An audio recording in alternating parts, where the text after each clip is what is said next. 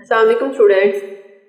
Okay students, हम FSc part 2 की biology का chapter number 2 that is sport and movement उसको डिस्कस कर रहे थे। हमने अपनी प्रीवियस वीडियो में sport and movement in animals को पढ़ा। एनिमल्स किस तरह से स्पोर्ट करता है, उनको बॉडी को कौन सा पार्ट सपोर्ट करता है, किस तरह से वो मूव करते हैं। ठीक है, तो हमने स्पोर्ट एंड मूवमेंट का फर्स्ट टॉपिक पढ़ा दैट इज हाइड्रोस्टैटिक स्केलेटन। हमने हाइड्रोस्टैटिक स्केलेटन पढ़ा, क्या होता है, किस चीज से बना होता है, किन किन एनिमल्स में पाया जाता है। ठीक है, तो हाइड्रोस्टैटिक स्केलेटन के बारे में हमने हर चीज अपनी प्रीवियस वीडियो में पढ़ी। अगर आपने वो वीडियो नहीं देखी तो इस वीडियो का लिंक मैं ऊपर आई के बटन पे शो कर रही है, वहां पे जाके इस वीडियो को देख सकते हैं।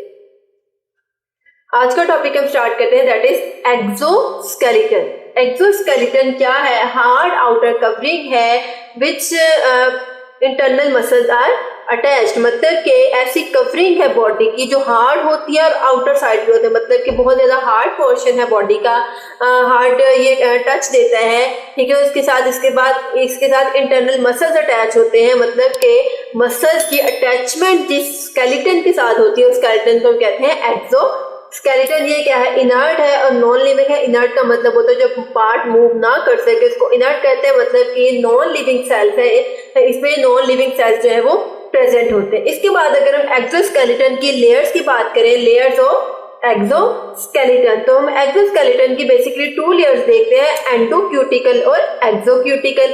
अब जो एक्सोक्यूटिकल है वो 2 लेयर्स में नेक्स्ट डिवाइड होती है दैट इज एपिक्यूटिकल एंड प्रोक्यूटिकल। अब हम इसमें एक्सोक्यूटिकल की 2 लेयर्स को पढ़ेंगे। एपिक्यूटिकल क्या है, प्रोक्यूटिकल क्या है। सबसे पहले हम इसमें देखते हैं epicuticle.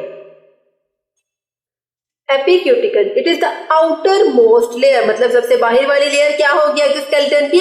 एपिक्यूटिकल made of waxy lipoprotein. किस चीज से मिलकर बनती है? लिपोप्रोटीन से, that is waxy. Impermeable to water, water के लिए इम्परमिएबल है, मतलब वाटर के अंदर एंटर नहीं होने देती। Serve as a barrier to microorganism, इसके अलावा ये माइक्रो ऑर्गेनिज्म के लिए भी एज अ बैरियर एक्ट करती है, माइक्रो ऑर्गेनिज्म को बॉडी के अंदर एंटर होने से रोकती है। इसके बाद हम इसमें इसका सेकेंड पार्ट पढ़ेंगे that is procuticle. Bulk of exoskeleton, मतलब कि एक्सोस्केलेटन का ज्यादा पार्ट प्रोक्यूटिकल में प्रेजेंट है। ये किस चीज से मिलकर बना है? काइटिन से, पॉलीसेकेराइड से और प्रोटीन से, जबकि एपिक्यूटिकल वैक्सी लिपोप्रोटीन से बनी होती है। ये क्या करती है? ये हार्डन बाय स्क्लेरोटाइजेशन, मतलब कि इसमें कैल्शियम कार्बोनेट की इम्प्रेग्नेशन हो रही है, इसमें जो है वो लेयर्स पे लेयर्स बन रही है ताकि ये हार्ड हो जाए, ज्यादा से ज्यादा हार्ड हो, बॉडी को ज्यादा से ज्यादा ये प्रोटेक्ट कर सके, उसको सपोर्ट कर सके। इसके बाद हम इसमें पढ़ेंगे exoskeleton in the shell of mollusc के। मोलस्क के शेल में एक्सोस्केलेटन क्या होता है? इसमें सबसे पहले हम पढ़ते हैं बाइवाल्विया। बाइवाल्विया क्या है? ये जो आपने सिप्पियों के नाम सुने होंगे, ठीक है, ये क्या होते हैं? इनमें से जिनमें से मोती निकलता है, जो समुद्री इलाके में पाई जाती है, समुद्र में पाई जाती है, पानी की लहरों के साथ, पानी की लेयर्स के साथ बाहर आ जाती है रेत में, और फिर वहां से लोग उसको उठाते हैं। तो हर ऐसा भी नहीं होता कि हर शेल के अंदर जो है वो मोती हो, कुछ में होता है कुछ में नहीं होता। और ये किस चीज से मिलकर बना होता है? It is composed of 2 shell of bivalvia is composed of crystals of calcium carbonate, मतलब कि CaCO3 के क्रिस्टल से मिलकर बनता है।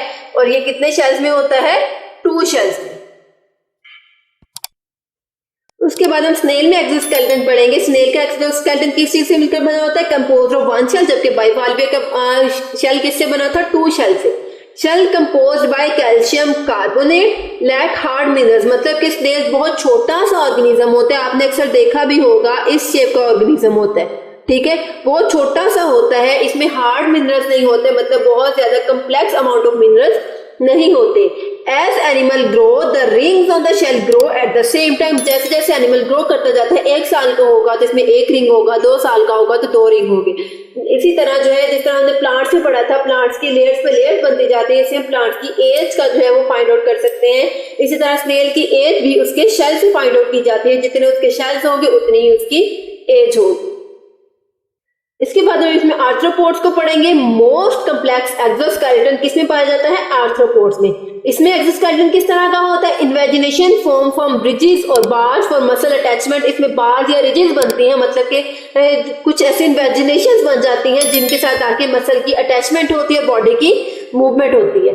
The exoskeleton is thin soft and flexible eight joint, जबकि जॉइंट्स में जो एक्सोस्केलेटन होता है वो थिन होता है, सॉफ्ट होता है, फ्लेक्सिबल होता है। फ्लेक्सिबल क्यों होता है? थिन क्यों होता है? सॉफ्ट क्यों होता है? ताकि जॉइंट जो है वो इजीली आगे पीछे मूव कर सके। अगर यहाँ भी हार्ड एक्सोस्केलेटन प्रेजेंट होगा, थिक एक्सोस्केलेटन प्रेजेंट होगा तो मूवमेंट भी बहुत ज्यादा मुश्किल होगी। ठीक है, इसके बाद हम इसमें देखते हैं एडवांटेजेस ऑफ एक्सोस्केलेटन के। एक्सोस्केलेटन के क्या क्या एडवांटेजेस हैं, क्या क्या उसके फायदे हैं। तो सबसे पहले अगर हम देखें, it protect animals against enemies and rough environment, के एनिमल को दुश्मनों से और रफ इन्वायरमेंट से बचाती है। आप देखें कि जैसे ही एक स्नेल को कोई पकड़ता है, कोई प्रीडेटर आके उसको पकड़ रहा है, तो वो फौरन से जो है वो अपने शेल के अंदर चला जाता है ताकि उसको कोई नुकसान ना पहुंचाए। इन्वायरमेंट बहुत ज्यादा खराब हो रहा है, रफ हो रहा है, तो उससे बचाता है। ड्राइनेस से बचाता है स्नेल को, अगर ड्राइनेस बाहर बहुत ज्यादा है तो उसकी बॉडी को है शेल के अंदर ही रखता है। ठीक है, मतलब बॉडी स्नेल अपनी शेल के अंदर ही रखता है, इसकी वजह से वो ड्राइनेस से भी बचा रहता है। शेल किस चीज से मिलकर बना होता है? एक्सोस्केलेटन से। इसके बाद हम इसमें देखते हैं डिसएडवांटेजेस ऑफ एक्सोस्केलेटन। इसके क्या डिसएडवांटेजेस है? Animals can not grow large, animal ज्यादा लार्जली जो है वो ग्रो नहीं कर सकते क्योंकि बहुत ज्यादा हार्ड होता है, फ्लेक्सिबल नहीं होता, बहुत ज्यादा इसमें कैल्शियम कार्बोनेट की स्क्लेरोटाइजेशन हो रही है, इम्प्रेग्नेशन हो रही है।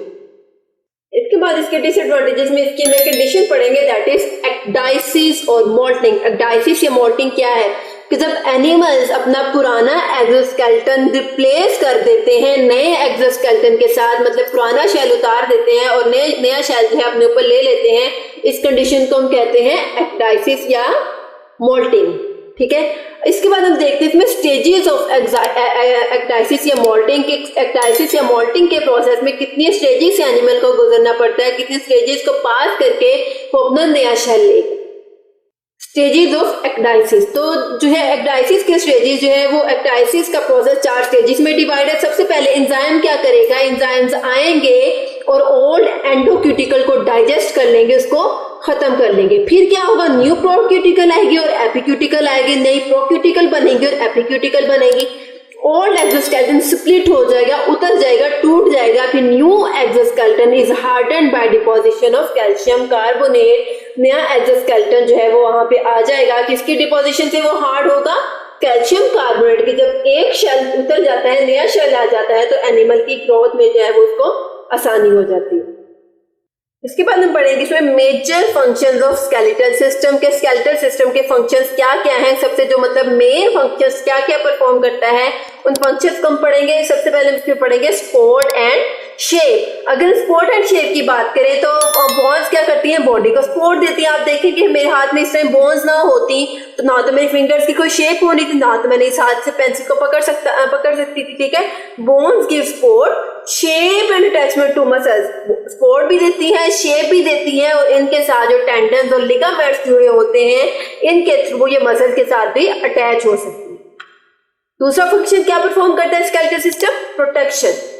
Bones protect internal organ such as brain, lungs, heart etcetera. अब आप देखेंगे अगर हमारे लंग्स के ऊपर रिब्स ना होती तो जैसे ही कोई इंजरी होती, कोई जो है वो गिरता है, एक्सीडेंट वगैरह होता, तो सबसे पहले उसके लंग्स पे इफेक्ट होता है। ठीक है, मतलब लंग्स उसके इफेक्ट हो जाते हैं अगर उसके आगे उसकी रिब्स ना होती। तो रिब्स ने क्या किया हुआ है? प्रोटेक्ट किया हुआ है हमारे लंग्स को। इसी तरह ब्रेन को प्रोटेक्ट किया है स्कल ने, और हार्ट को भी रिब्स ने प्रोटेक्ट किया हुआ है। ठीक है, नंबर 3 हम इसमें पढ़ेंगे movement. Skeletal muscles attach to bones help in movement. Bones के साथ जो स्केलेटल मसल्स अटैच होते हैं वो मूवमेंट पे हेल्प करते हैं। इसके बाद है इसमें mineral homeostasis. Bones store calcium, phosphorus, sodium and potassium. ठीक है, बोन्स क्या करती हैं अपने बोन मैरो के अंदर? कैल्शियम को, फास्फोरस को, सोडियम और पोटाशियम को स्टोर करती हैं ताकि बॉडी में इनकी होमियोस्टेसिस जो मेंटेन हो सके। बॉडी में इनमें से कोई भी केमिकल चाहिए, कोई भी मॉलिक्यूल चाहिए तो फौरन से फिर उसको रिलीज करती है। लास्ट में इसका पढ़ेंगे blood cell production.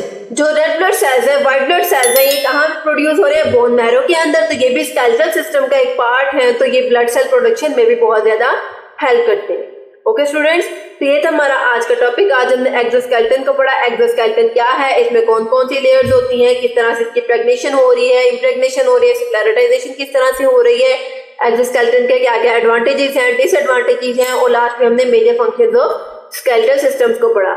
I hope आपको यहाँ तक आज की वीडियो की अच्छे से समझ आई होगी। अगर आपको इस वीडियो में कोई भी कंफ्यूजन हो, किसी चीज की समझ ना आए तो कमेंट सेक्शन में जरूर पूछिएगा।